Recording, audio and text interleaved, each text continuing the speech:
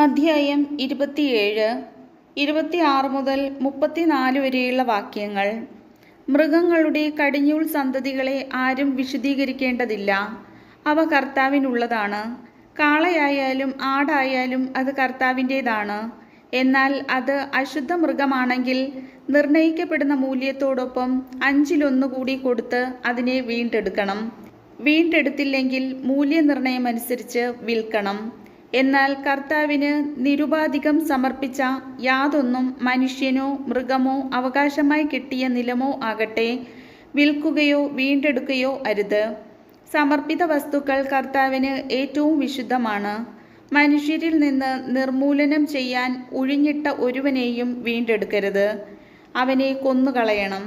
ധാന്യങ്ങളോ വൃക്ഷങ്ങളുടെ ഫലങ്ങളോ ആയി ദേശത്തുള്ളവയുടേതെല്ലാം ദശാംശം കർത്താവിനുള്ളതാണ്.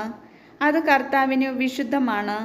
ആരെങ്കിലും ദശാംശത്തിൽ നിന്ന് ഒരു ഭാഗം വീണ്ടെടുക്കാൻ ആഗ്രഹിച്ചാൽ അതോടൊപ്പം 1/5 കൂടി കൊടുക്കണം.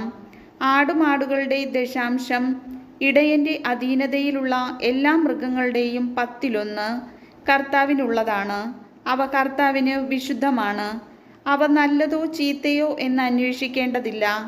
അവയെ വെച്ചുമാറുകയുമരുത്. അങ്ങനെ ചെയ്താൽ അവയും വെച്ചുമാറിയവയും കർത്താവിനുള്ളതായിരിക്കും. അവയെ വീണ്ടെടുത്തുകൂടാ. ഇസ്രായേൽ ജനത്തിനു വേണ്ടി സീനായ് മലമുകളിൽ വെച്ച് കർത്താവ് മോശയ്ക്ക് നൽകിയ കൽപ്പനകളാണിവ. കർത്താവിൻ്റെ വചനം.